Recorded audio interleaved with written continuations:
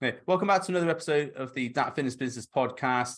Tom Blackman with Dan Smith. Hello, Dan. Tom, all right. Funny. See, I look in the camera then, so I don't see all the weird stuff you're doing at the beginning. I'm trying to be all professional, and then you're there like twiddling your glasses or finishing your mustache off or something. That's it. You're a true professional though, because you don't get flustered by it. Exactly. Yeah. So I've done all my exercises before I started the podcast and some press ups to make me hyped up. And I gargled with some salt water to make sure I'm fully ready for the podcast. How did you prepare for yours? Did my daily affirmations in the window mirror. Yeah. Did you tell yourself you're a strong, confident person? Strong, confident, wavy ute. Ute. That's from My Cousin Vinny. Ute. Have you seen that film? No, maybe that's where I've seen. There's a meme that I've got. It's the guy, the WikiHow guy in the mirror, but then someone doctored it to say, "You're a wavy ute." Is that where it's from? Yeah. So in my Cousin Vinny, Joe Pesci is a lawyer or trainee lawyer, and he's trying to defend his cousins who are like up for a murder charge or something. And he stands in the court and he says the two Utes, and the judge is like, "What? The two Utes?" He said, "What are you talking about? The two young people here." And he said, "Do you mean youths?" Yeah, Utes. That's where it comes from. It's like 80s, 85 film or something. I have to watch it now. Yeah. Anyway, so I don't know how that segues or links into what we're talking about today, but we're going to talk about online and offline presence. So things that, as an online coach, you might be thinking that all the time it has to be, I'm posting on social media, I'm sat in my in my lounger on the beach, posting my 10K sales script. But there is also a benefit to getting out and meeting people and enhancing your online business that way. So we're going to talk about that, what me and Dan have done with our clients, what we do ourselves, to basically enhance the online presence with an offline presence as well. And Dan, you're a big fan of getting people together for group sessions, are you not? Yeah, I think there's massive value in those anyway. But getting people, if you're a coach and you've got a base of clients, even if you've got, I don't know, a handful of clients, it's still worth getting people together. You can do different things. You could go and do specific events on stuff that's related to what you do, or maybe it's just something that's fun. But I think there's definitely merit in having in-person events as part of what you do within your coaching service, because it can then lead to, it's easy to market off the back of it. So you can have stuff that comes from it, content that can be filmed on it, and you've got stuff that you can talk about. You can promote the event or promote whatever you're doing, and people get interested in what you've got to do or what you're about, and all those things help. So we've done this for our coaching ever since it was just me. I used to run like events at the gym where I used to PT. I used to get the clients come down and just do like half a day, go through some stuff in the gym, and then have a little bit of a training session, have some fun with it as well. And then I would just get like ordering food and just have some food after. It's like half a day. They're really good. And now we do similar stuff now, but then we also bring it into what we do with the coaches and the mentoring now, and have regular events where we get together, have guests come in, speakers, try and promote it, and do a similar thing. Because I'll be honest, I really enjoy it. That's one of the big things for me is doing it because it's something that I really, really enjoy and I'm passionate about. It's a lot of work. There's a lot of time, energy, money that goes into these things as well. And we don't make any money from it. Don't charge anyone for it. So it's all part of what we want to put on. And I think there's, as a direct impact of that, we've definitely had people join us off the back of it. I've had people who've come to the events who aren't part of what we do and then come on board after. People come to like 2 or 3 events and then they go, oh, actually, I want to do this now. So there's huge benefit in it, definitely. Yeah, I think so. It's, I mean, a lot of thing with the online stuff, because during COVID, obviously no one could meet up, could they? And I think people took it for granted about meeting people in person. And obviously during COVID, there was this big explosion in online stuff. And a lot of companies, business coaching especially, migrated to a fully online product.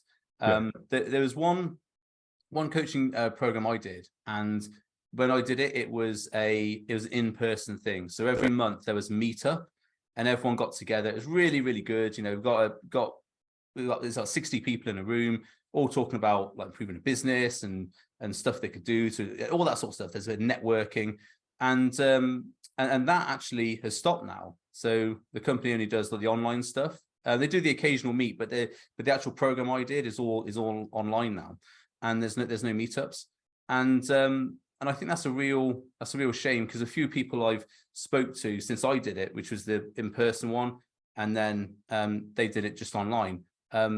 They said the value wasn't, they didn't see the value in it, and it's an expensive course. So I do think that the people sometimes in their rush to go online and fully online, neglect potentially the benefit of actually meeting people in person. And I think that's something to really consider if you're looking to essentially for client retention as well, is that there's only so much like you can bond with someone online, you know? Yeah, that cemented it for me, the pandemic, where you had to then go and do everything via Zoom like this. And it was just, I just hated it. I hated that fake, we're trying to, it's trying to be the same. It's trying to be fun, and yeah, look, we're enjoying it. I was like, it's not the same, is it? It's just not. Let's stop kidding ourselves. No. Let's get back to meeting people in person. And I'm so pleased that we have to do that shit anymore. It used to really annoy me. Like, oh yeah, we'd have a Zoom thing on a Friday where we can all get together and have some drinks and that. I'm like, this is shit. Right. Really? Yeah, we'll just all sit around on a computer and have a beer together. Okay. Like, I think people, I mean, I get it, because it was like, well, you had to do it at the time. But mate, after the first one, I was like, well, this needs to end soon, because it's not the same. So yeah, that was a big driver for us, trying to get those back running and get some in-person stuff, because the feedback you get is just incredible. People just come away from it feeling energized and motivated to get on with stuff, and that's huge. Yeah. And I don't think there's what people forget, or they don't think about enough, is the energy in the room. When you've got 10, even like 4 people in the room, and they're all talking about a certain thing that you're doing, all working towards the same goal, get that tribe mentality. There is something about the energy in the room which just doesn't, it just doesn't happen when you've got a Zoom call. No. Remember when like the WWE, when they were in COVID, they still ran their matches, didn't they? They still ran WrestleMania, I think. And it was just a whole load of Zoom. It was on Zoom, wasn't it? Or like whatever, and the audience was all like just television screens. And there was just no energy there at all, was there? Yeah, I remember that. They did a few sports, didn't they? Like, football was one of them. They played some matches with no crowd.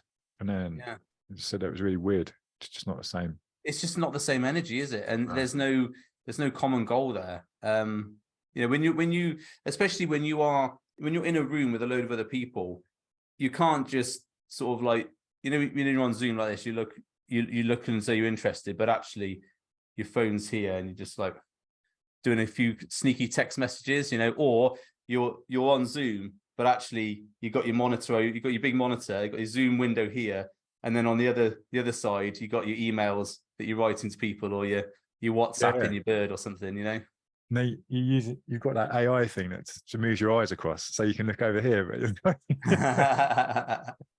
Or you got your background playing on continuous, so it's like you're like, but you're actually not there. Oh man. Add to the chat every 5 seconds. Yes, I agree. Yeah, it definitely made a difference. I think from a coach's perspective, to try and do that, it sometimes feels like there's a lot of work to put into it. But I think over each time we've done it, it's become easier. And we've mainly used one venue for it now, but that's because they know, and they know what we need, and they know, I know the people there really well. So I think there's definitely, it gets easier as you do them. But we started doing, before the pandemic, actually, we started doing live nutrition talks and seminars locally, and that that was something that I'd always had a passion for doing. I was like, well, I want to do more live stuff, so I'm going to start doing it. And we just went, from a marketing point of view, just like went local area, went old school, got like flyers, little cards, leaflets, and just went round. I remember going around all of the local places, pubs, cafes, restaurants. I was just sticking them up. I was going in, going, do you mind if I put these things? And I remember someone saying to me, oh, it's not anything dodgy, is it? I was like, it's about nutrition. Like, Nutrition for drug dealers. yeah. And that was quality. I really enjoyed that. And I think coaches or trainers can almost look at those things and go, well, that's kind of like old school, isn't it? Like, you know, who's going to get flyers? Who's going to do that? And I think, no, that's the exact reason you should do it, because everyone's trying to win the internet. Everyone's trying to be this celebrity, whereas you could just own your local area and do really well. I think. And also if you think about, like, if you register for a Zoom like seminar or something like that, you know, most of these places now are like, oh, if you pay an extra £5, you can get the recording. And John, most people do, they don't turn up. Oh, I'll pay for the recording. So I'll watch it in my own time, and then they never watch it. And it's why a few people don't do recordings. They say no, the live thing is what it is, and there's no recording. So if you don't turn up, you don't get the information. Just like a live event. Yeah, definitely. I see that. I just think doing it live is a lot better anyway. And if you can do it, you'll get more from it. You know, you don't have to have this fancy setup. We did it. One of them was at the local rugby club. We just like hired that out. I don't even think I paid for it, actually. I think because I knew the person who was running the bar there. I don't actually think I paid for it in the end. Yeah, and I was just like, yeah, you can come do it. It's like, cool. It's like, you just don't know. There's so many opportunities there, but people don't want to step out their way a little bit sometimes just to go and make these things happen. I was sorry, mate. I was going to say, like, I was reading. Do you know Mike? I don't know how you pronounce his surname. Mike Dola. He's American. He was made Stronger U, which is like a big nutrition coaching company. And then I know the company, but I don't know. Yeah, it sold it for like millions and retired basically. But I read his journey of building the business, because he's close with Adam, who runs Apotheo and things. And I was reading through his story, and he did so many things like offline marketing to build an online business. It was great. Like, he would, I really like these guerrilla tactics. I'm starting to, we've used a couple of different things, not like this, but in the past. And one of the coaches I work with, he set up a nutrition club, local nutrition club, to rival like Slimming World or Slimming, you know, the meetings you go to. And we did a little bit of that for his like guerrilla marketing. But yeah, he was saying basically he got these stickers for his website, and then he would go to all the bookshops and he would put them in the nutrition books that were like people would buy, and then make bookmarks and put them in there as well. And he said it just, people used to be joining all the time, constantly. And I think, you know, it's just like that. Stuff like that, brilliant. And I think trying to think outside the box a little bit, have fun with it. I remember reading, I might not do this one, but there's a guy, he's big into stuff like this. And I think with one of their, I don't know if it was his business or one of the companies he worked with, they got parking tickets made up. I don't know if you've ever heard of this. I've seen that. And they fucking stuck them onto the car. People were like, oh, mental. And it was just to promote this business. And I was like, it's got to be the right business, hasn't it? Like, yeah. It's because I don't know if this is still a thing now, but when years ago, obviously when nightclubs were, they used to just go around all the car parks, didn't they, and just stick them under stick the leaflets under the windscreen wipers. And if it rained, the leaflet would get soaked onto the windscreen, and it would, you know, people are like, I'm not going to that club, ruin my car. Yeah. Well, I think, you know, you can be clever with it, can't you? Some big companies do it, don't they? Big businesses are doing they like hijack some of the promotional things on like bus stops and stuff. I'm sure Tesco have done one, and I can't remember what it was, but they would do stuff, and it's quite like pushing the boundaries a little bit sometimes. So I think you try and get away with it. But I just think there's so many of those things that people don't think about, because they're like, I've got to create social media content. I need to show up, and I need to, and I'm like, yeah, okay, cool, do that. But how can you promote this in a different way as well? And I think that's exciting. I think. And the other thing here is that, when people talk about, oh, I've got to have an online presence and I've got to be online and I've got to reach people like in Dubai or in the USA or whatever else. So, well, the people who are in your town, they are also online. They also have Facebook. They also have Instagram. And if you're local to the area, they're actually more likely going to be invested in you because you're in their town.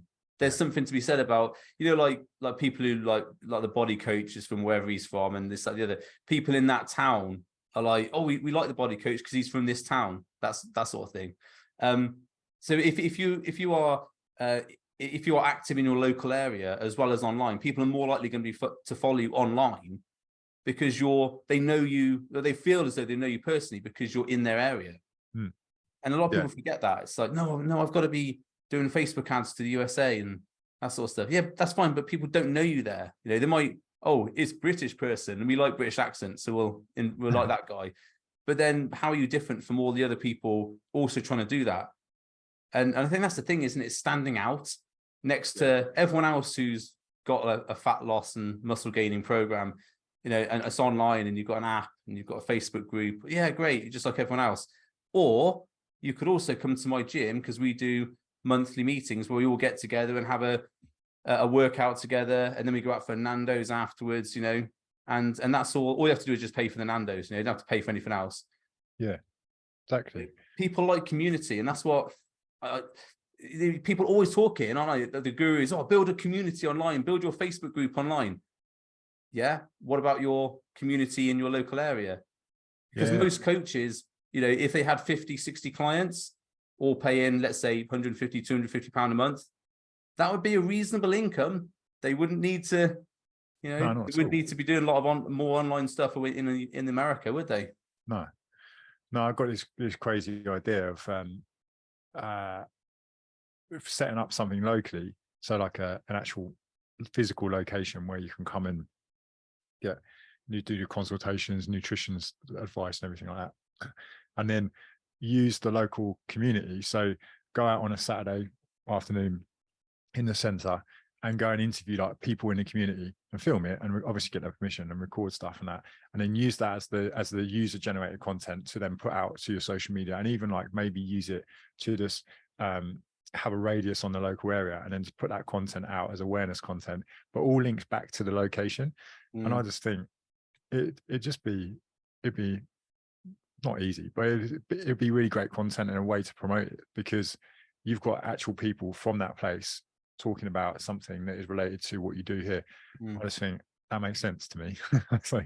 Yeah, and also what people don't sometimes get is that local newspapers are always looking for content and stories around the local area. And I used to know a few people who used to work for those, for like the Bristol Post, and they were like, what sort of local story can we put on? A guy's got a hedgehog farm. Let's talk about that. It's like you hardly ever see any nutrition or training based stuff in the newspapers. And if you do, it's all the, sweeteners kill you, sweeteners cause cancer. You don't have to only exercise for 4 minutes for a day and you'll get a six pack. It's that sort of stuff. It's the clickbait stuff. Yeah. If you were to approach your local newspaper and say, look, how would you feel about if I gave you a weekly like nutrition and training snippet? No advertising for my company, just some stuff, some facts. All you need to do was get the stuff you put on Instagram, as long as it's not stupid clickbait stuff, and then write a column for a newspaper, send it in and say that here's the weekly nutrition and everything else. Easy, isn't it? Instagram handle at the bottom. You can contact me here. No advert for your business, just here's some information. And that goes out to however many people. There's a guy here, he runs I say fucking fitness studio. It's like yoga kind of / fitness. And I don't know, he probably won't watch this. He probably never see it, but he's the most abrasive prick, I want to say. Like one of your clients? No, he's not just, yet. One of them people who just knows that they're going to wind people up. And he does it, I don't know if it's on purpose, but so anytime he'll post content, he will remove all the commenting. So I'm like, well, you obviously know that then why can't you let me comment on it? But then what he's doing stuff like you're saying. So he'll post it to all of the local groups, all of the places, to become the guy who's like, but it's horrible content. And he's basically like shouting down people saying, this is the reason you're fat, because you can't do that, you've got no discipline, like that kind of guy. And he's running a business, and then because he's the face that everyone sees and gets to know, it's like, cool. I also think obviously the location has to do with it, but you speak to anyone, like a couple of people I know go there, and they're just like, he's just horrible. He's just an absolute cock. And I'm like, yeah, but yeah, he's putting this stuff out there, and some people are going to go, oh yeah, I know. Actually, yeah, maybe I am miserable and sad, and I need to sort myself out. Like, maybe I am eating like an asshole. I just need to be told I don't want it enough. I mean, I don't agree with the messaging, but he's doing that stuff that I think people could be doing more of. Just don't be like him. No, but what he is doing there is getting that 7-Eleven 4 out, isn't he? Yeah. So people are seeing that stuff, seeing it everywhere. So he's got the multiple he's got the touch points, he's got the 7 hours, and he's probably got a few interactions as well. And so people are like, well, I know that guy, even though he's a bit of a dick, he can probably get me the result because I see him everywhere. So he's obviously knows what he's talking about because he's saying it a lot. So I'll go and buy from him. Yeah. And you've got other coaches going, oh, evidence-based coaches. Oh, that guy's twat. He's posting all this stuff that I don't agree with. So what I'll do, I'll share it to my Instagram and in my own little bubble and call him out, but not actually do anything about the guy that's, not go local and do something about that. Yeah, exactly. That's what frustrated me, because I it's not really my thing anymore, but I was so annoyed by it. I was like, right, I need to at least comment on this, and I couldn't comment. I was like, I can't comment on this. So now you'd have to go and share it. So then I told one of the guys here who runs a gym, and I was like, hey, have you seen this? Like, surely you need to like say something about it. And then nothing happens. I'm like, it's just prime, like raise awareness. So yeah, I'm not saying you should go around just slagging people, but when it's just being done in the right way, I think is the point. Yeah, but also from a point of view of his audience, he's creating a polarizing stance, isn't he? So if you think about it, that guy, okay, he's a bit of a dick by the sounds of it. I don't know him, don't want to slag someone off who I don't know, but from what you're saying, he's a bit of a dick, but he's getting out there, he's getting noticed, people are talking about him, and he's polarizing his audience. So okay, a lot of people don't like him, but a lot of people are going to like him, and he's going to get 50-60 clients from that. Yeah. Oh, without a doubt, he's doing stuff that I think most people should be doing in the local area, and rather than trying to just fret about a trending audio or have I got the right filter on this fucking IG post? I know. Have I got the hook in the first 3 seconds? Oh no, scrap that. Yeah, absolutely right. But yeah, I was trying to think of some other things. Like, what I mentioned before was so one of the coaches, he set up he was like, his audience was against like swimming clubs, Weight Watchers, that kind of thing. Yeah. So we came up with the idea to build a nutrition club, which would be run at the local village hall, and then did the same thing with marketing, offline flyers, posters, leaflets, went around like houses within a radius of the village hall, just went and just did it like 2 afternoons, went down, did it all, sold out the whole thing in the first week, like, and then that's still ongoing. So every I think it's every 4 weeks now he runs them, and then what that did was that enabled him to obviously raise awareness for what he does, but it was for women, so it's like a female nutrition club. Come down there, get support. When they were there, they got access to his course, which was like part of what he did, the extension. So then they could get people into his world to then come through to the course. And for me, it's just like an example of how it can be done. I just think it's brilliant. Well, you think about it, you could spend an hour on Zoom talking to your Facebook group, or you could spend an hour in the local village hall with a cup of coffee, chatting to people in real life and discussing their problems in real life, with the energy in the room of everyone getting motivated and ready to do this thing. Yeah. It's good. It's not, you're not losing. Okay, let's be like really critical here. You've got probably half an hour driving there, setting up time, half an hour the other side. packing up, driving home, that sort of thing. Okay, so maybe you've invested 2 hours rather than 1. But what value has the person who's come to that thing got from that, which they wouldn't have got from an online Zoom call, which they probably wouldn't have come on to do? Yeah. And if you think about, sorry, you were going to say? No. So if you think about also the mentality behind, especially that user group, which is that client group, which is presumably mums, the similar thing, isn't it? So it's mums 25 up to 40, 50, that sort of thing. You know, that group who potentially are maybe at home a lot, or they have kids, so they're sort of working hours around the kids, that sort of thing. So I'm not saying they don't have a social life, but they like going out and doing stuff with their mates. And it's something they can get their mates together with and go out for a coffee. Oh, let's go out for an hour. It's only an hour. Let's go out. Let's have a coffee. Let's chat about our weight and nutrition and everything else, and actually come back and learn something. Yeah. It's really feeding the demographic, isn't it? Yeah, definitely. Whereas say if you're going to do that with, like, let's say guys, so you know, my one-to-one demographic for physique is like guys, bodybuilding dads. That's my thing. I could very easily do a thing at the gym where I get a load of guys together and then say, what we're going to do is going to have a chat about protein and everything else, and then afterwards we're going to do a workout. You know, so I'm going to say get 10 people in a room. Like, I've got 5 workouts here. You know, so you don't know what workout you're getting. I've got 5 workouts. Pick a partner, you're all doing your workouts, walk around the gym, and they'll go into the gym, do their workouts, you know, and then you as the coach or me walk around making sure everyone's working hard, you know, and afterwards you go for Nando's or something. So that's an event, really. That's a half a day, isn't it? We all got legs. Oh yeah. Yeah, we've got legs. Everyone's got legs. I can't do legs. No, you're doing legs. Just all the workouts are legs, and like the one player's got arms, like, oh, we got arms, everyone hates it. But you must have given them some extra money. But yeah, you see the concept there is that it could be an online group, but you're getting people together every month for that sort of event. Yeah. And I know a few guys who do this. So Lindsay, one of my mates, does this with the Modern Warrior. It's an online group of and they are sort of like businessmen, that sort of thing, and he's SAS, ex-SAS, so all his stuff's based around being like the best you can be, you know, the best of the best, that sort of thing.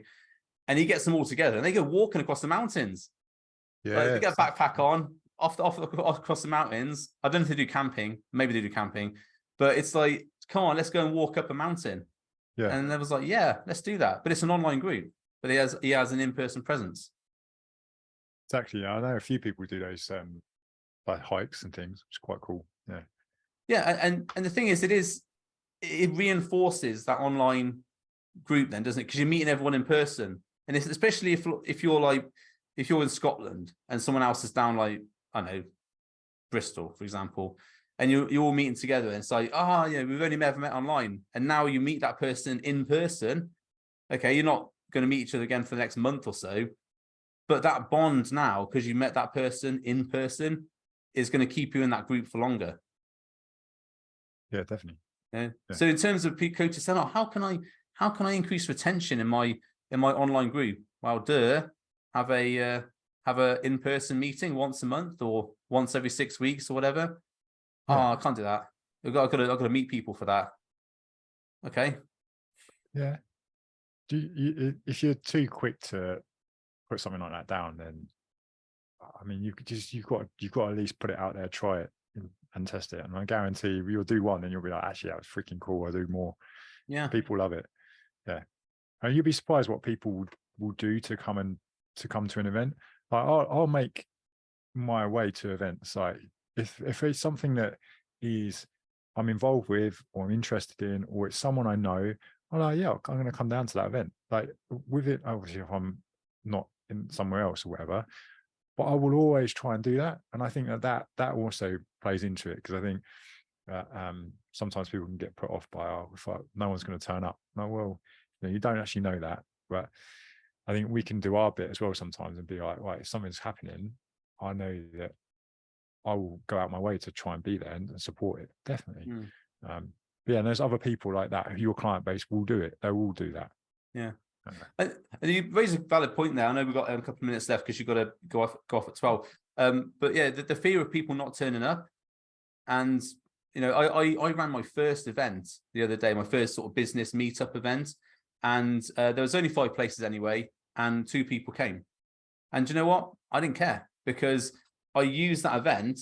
Those 2 people that came got basically a one-to-one or nearly one-to-one day with me, went away with all this stuff ready to implement. But also I had a cameraman there to film doing the lectures or the talks and the workshops, and a photo guy.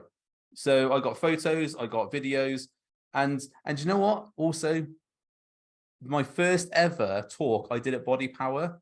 Well, I know this is not technically the same thing. I went to Body Power to do a talk, and it was about insulin related bodybuilding stuff.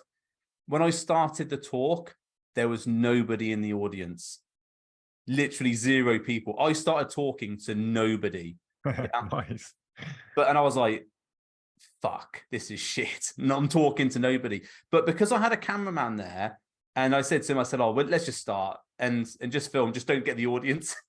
Don't put the audience in, and I'll just keep the footage for like my social media.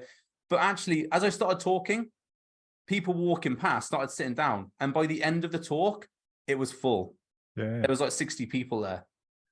That was my first ever talk at Body Power. I've seen that talk as well. I've seen Yeah. it, and I always just, you would never have known unless you told that story. No. And I was like, do you know what? I don't care if no one's here. I'm going to do it because A, it's practice for me, and also I've got someone there to record the videos and everything else. So if you are doing an event like that, make sure, or any event, make sure you've got a camera guy there, make sure you've got a photo guy there, or the same person, and record what you're doing, record the training, because at the very worst, what you've got is a whole load of stuff you can put out on social media about your event. Okay, you don't have to talk about the people, no one that came. You don't have to talk about that. But what you can talk about is you put this event on and you had all this stuff there.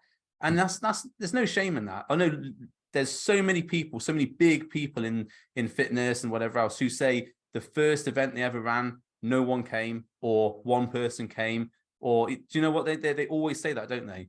And now they're selling out, 10,000 people on their, whatever, their first course or whatever. So it's that thing, isn't it? You're not going to sell out the first time. You're not going to have a 10K turnover in your first time, but you've got to do it. You've got to start and do it. And the first time you do it, it's all going to be shit. You're going to forget your lines. You're going to forget everything. You're going to get mixed up. But the next time you'll be prepared. You won't make those mistakes again. Absolutely. Yeah. Dan, I know you've got to go, sister. So we're going to have to cut this short. But I think we've got some good stuff in there. Quick half-hour job. That's good. Cool. Okay. Dan, I shall see you on the next podcast, and have a good day. Bye. Bye.